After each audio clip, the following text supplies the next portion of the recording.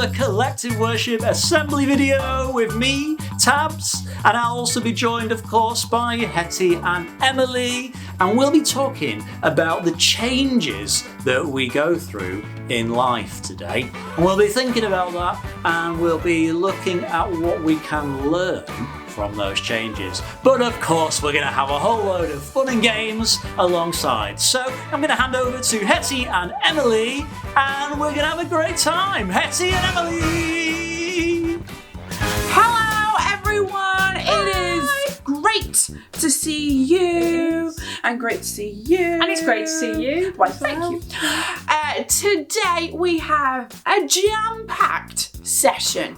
Okay, so we'll be doing games, some of which you may see are younger faces. But most importantly, we are finishing our series on Joseph. And today we are going to be looking at changes in life. Ooh. Should we get on with it? Let's do it. Should we play a game? I am always game for a game. Yeah, you are. Yes, Should we play I a am. game that we know we're going to really enjoy? Yes. Okay, are you ready? I know. Yeah. Let's play. Drum roll, please. Oh, corners! Yes. So we have 4 corners. Corner 1, corner 2, corner 3, and corner 4. You can number the corners in your room if you are able to run around. It means you can run around. If not, Well, I you can't. can use our corners and you can use your fingers to decide which corner, not 5, obviously. No, obviously not. Not five. 5 corners. No. You can use your fingers to decide which corner you are going for. We will play some music. Nice. You can dance. Even if you're sat in a chair, you can dance. That's the best. Or if you're in a room where you can run around, feel free to run around. And when the music stops, you find a corner in your room, 1, 2, 3, or 4, or hold up your fingers, like Emily's gonna do. Yeah. And if you choose the corner that I choose, you have to do 5 star jumps. Or if you are sat at your table, you can do like 5 pretend star jumps with your arms and look like a bird. A bird. Anyway, we should get on with the game, shouldn't we? Yeah. Okay, are you ready? Let's dance.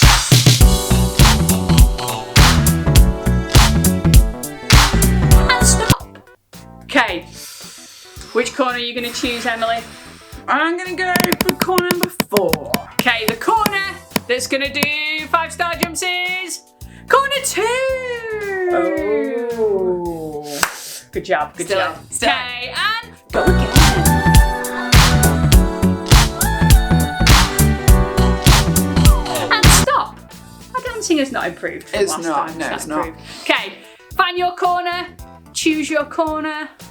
What we're going for. Corner number 3. And the corner that's doing 5 star jumps is number 1.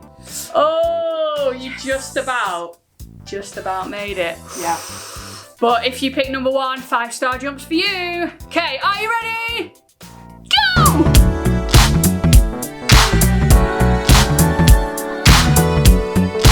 And stop. Okay, pick a corner. Corner number 1. Oh, the corner is. It's number 4.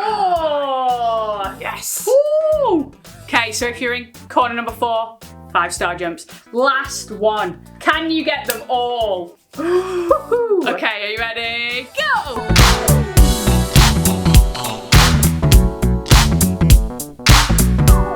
And stop. Okay, pick a corner. Corner number 3. Oh, the corner that's doing 5 star jumps is number 2. Oh. Yay! Emily didn't have to do any star jumps. How many star jumps did you have to do? Okay, some did a few, some didn't do many. Well done. Whatever you did fabulous. Yeah. Hettie, Yeah. is it story time? It is story time. It is story time. We've got Bob Harmon's Rhyming Bible. do. We're actually going to read the last part of the story that We we've are. been looking at for quite a while. It's the story of Joseph. Joseph did all sorts of things, and we got all sorts of messages out of what he said, because we were looking at fairness, we've looked at patience, we've looked at lots of different ups and downs in life, because Joseph had quite a crazy story, and we're not even finished it just yet. You see, he had all these brothers. He was the favourite of the brothers, though, and they were all very jealous of him, so they sold him into slavery in Egypt. And then he ended up in prison for something he didn't do. And then he interpreted some dreams, and so he became favourite of the Pharaoh, who was the leader of Egypt. And then, what else happened? Well, there was famines and things, and so his brothers had to go to Egypt to try and get some food from Egypt from Joseph, who was now like working with the Pharaoh, which is crazy. So we're going to pick up the story at what happened when they came to visit Joseph. Did they know it was him? I think he knew who they were, though. Famines and family. Joseph dreamed. His brothers schemed. And when it all was through, God dreamed Joseph's dream with him, and Joseph's dream came true. So Joseph cried, "You men are spies! Come to search our lands and find out all our weaknesses and kill us if you can." "We're not," they said. "We're simple men with carts to put grain in. We'll buy some food, then back to Dad and brother Benjamin." "There is another brother, then?" Joseph asked each one. "Our brother Benjamin," they said, "and then there's one who's gone." "Then bring young Benjamin to me. Bring him here, I say. And you there," Joseph added, pointing, "you will have to stay." So Simeon was bound and jailed. The rest went back to Dad. The thought of sending Benjamin made Jacob very sad. "I will not lose another son," he said with cracking voice. But when the food ran out again, he really had no choice. So off to Egypt they all went, Benjamin now in tow. They hoped the man would give them grain and let their brother go. And that is just what Joseph did. So Simeon went free. Then Joseph tried just one more time to test their loyalty. He told his servants, "Put a cup in Benjamin's grain sack, and when they've gone, arrest them all and force them to come back." "You thieves," he cried, "you stole from me, and someone here must pay. Whoever has my silver cup will stay here as my slave." Of course it was in young Ben's sack, so Judah bowed his head. "To lose this boy will kill our dad. Make me your slave instead." And that's the moment Joseph knew his brothers weren't the same. They weren't the men who'd torn his coat and sold him as a slave. "It's me," he cried. "It's Joseph, see? Your brother who was gone." The brothers all were terrified, remembering what they'd done. "No need to fear," he then made clear. "You meant to wreck my dreams, but God turned harm with his strong arm into something good, it seems. So go to Canaan, fetch our dad, bring him back with you. And in this land we'll trust God's hand to make our dreams come true." Joseph dreamed. His brothers schemed, and when it all was through, God dreamed Joseph's dream with him, and Joseph's dream came true. Finally! Wow. Wow. What an amazing story. Yeah. So much to learn from that, isn't it? We've started off each story with Joseph's dream came true, and now we've finally got to the end where we've understood what's happened. Wow. I wonder what we'll be thinking about having read that story today.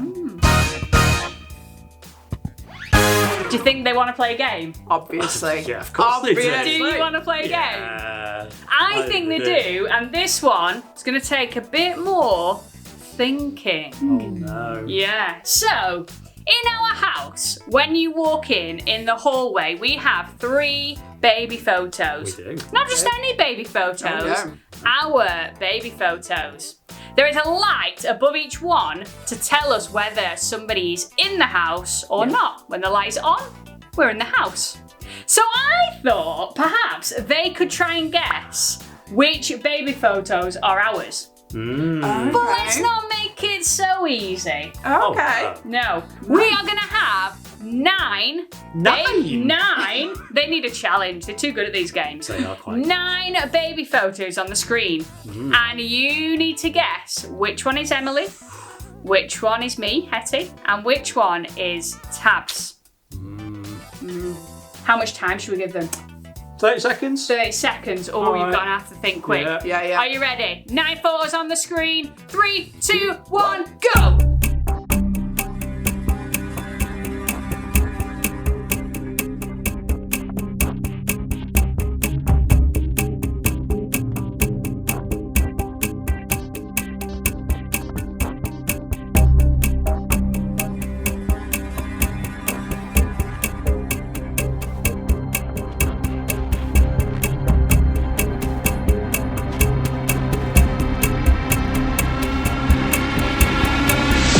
Okay, what did you think? They thought we were really cute. They probably I did. sure they did. Okay, I would like you to shout out which number you thought was Emily. Okay, there's some few different numbers. I can reveal. Emily was number 1. Number 1. You little What? cutie. First one in there. Wow. Oh. Okay, now, which one am I? Okay, I would like you after 3 to shout out which number you think I am. Oh, some of them have got it. My face hasn't changed all that much. And all my siblings look like this too. They do. Okay, I can reveal my baby photo is number 3. Little cute blonde kid. That was me. You saw it? Well, I'd like to think that you know which one was me. We are married. Oh, yeah. Yeah. And it is in our hallway. It is in our hallway. Yeah. Anyway. Okay, which one is Tabz? Give me a shout now to tell me which number you think Tabz is. Ooh, bit unsure on that one. I think the confusion is because of what is in the photo. I was going with the hair. No offense. But Tabz is, are you ready? Oh, number 7. But there's a ball in the photo and they know you don't play. Are you insulting Sports. my sporting skills again? Maybe. Although as a child, maybe you started Maybe off with those skills maybe and I just did. didn't practice them. You Yeah. wouldn't know. I wouldn't know. Well done, everybody. If you got it right, great job. And if you didn't, you got to look at our cute little faces. Aw. So, good job, everybody. Give yourself a round of applause. Okay, so you just got to see my baby photo. And you probably noticed that I don't look anything like that anymore. And actually, I've had to go through lots of changes in life as I've grown up, and I now look completely different. I went from looking like this to looking like this to looking like this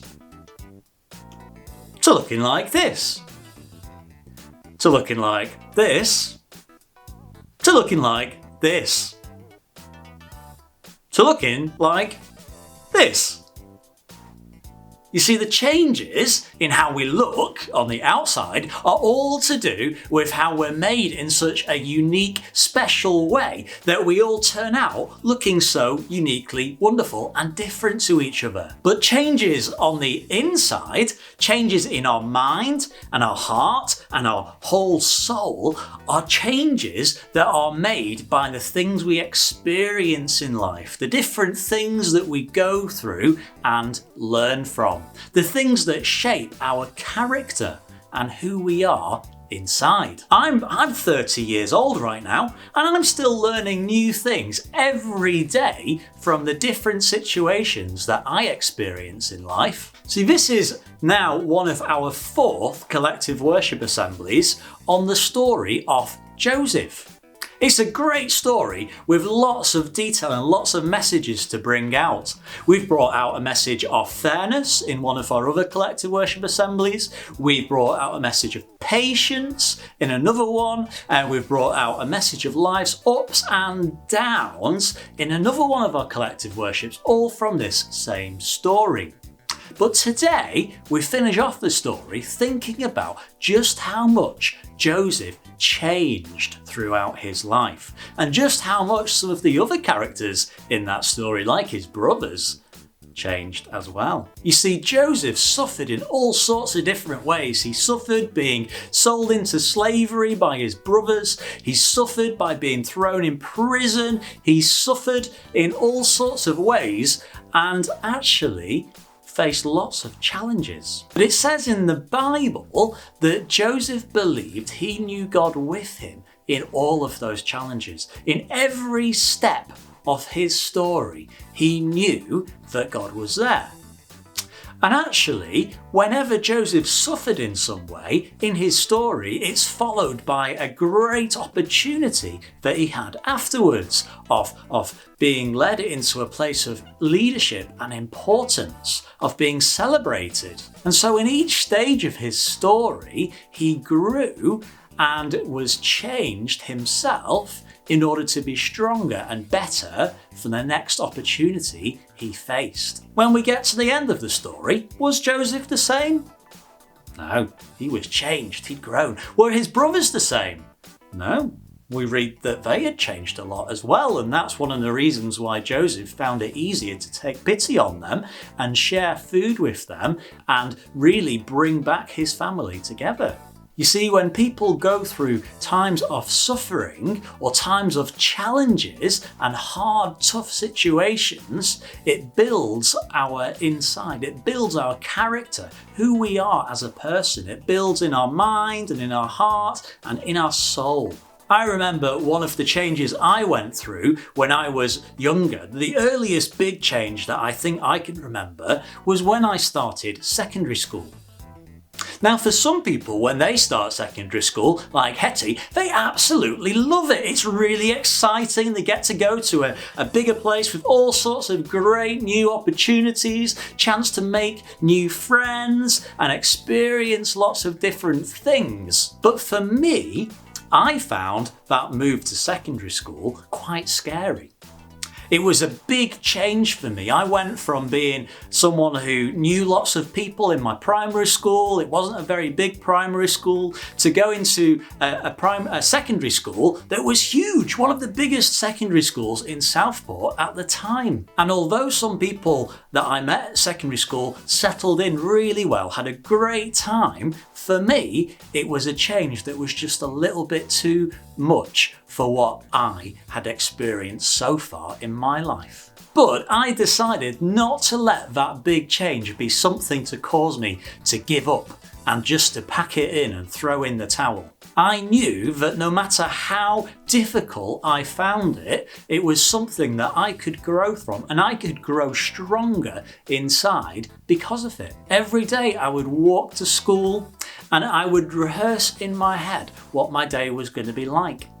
And I would try and pray a little bit on the way to school as I walked, and I would just think it through. And every day, the more I reflected, the more I realised how much easier I was finding it. The more I realised just how much easier I was finding that change in life. I found that my character was growing, that I was growing stronger and bolder and braver, to the point that when I'd finished secondary school, I absolutely loved it. I had loads of great friends, and it was, there was tough things like exams and things to do, but I remember just how much I had changed and grown through that time. The same school that I'd been so scared of, and every night had been filled with dread before going to school the next day, that same building that I was going to 5 years later, I loved going to. I had great friends and it was just wonderful. The main reason though was because how much I had grown through those changes. So the next time you face a tough situation in life, maybe you're facing a challenge at the moment, I want you to have a think and remind yourself that actually that challenge is something that you can grow from. It's something that you can grow stronger from and be much stronger in the end. Great, so I hope that's been helpful for you today and that there's lots to learn in there to help us when we face those challenges in life and to remember just how special it is to grow from the challenges we face and the changes that we go through.